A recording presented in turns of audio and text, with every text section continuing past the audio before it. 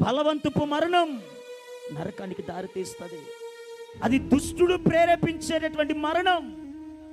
ఈరోజు చాలా మంది అలాంటి మరణానికే దగ్గర అయిపోతున్నారు. కష్టాలు ఎక్కువయ్యాయని, బాధలు ఎక్కువయ్యాయని, ఇబ్బందులు ఎక్కువయ్యాయని, రోగాలు ఎక్కువైపోయాయని, అవమానాలు ఎక్కువైపోయాయని, కుటుంబ సమస్యలు ఎక్కువైపోయాయని, మరణమే పరిష్కారం అనుకుంటున్న వారు ఉన్నారు.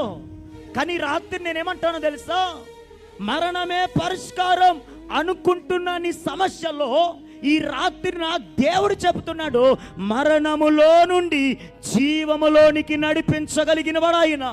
మరణమే పరిష్కారం కాదు, మరణములో నిన్ను విడిపించి ప్రతి సమస్యకు పరిష్కారము చూపగలిగిన నా దేవుడు ఆయన.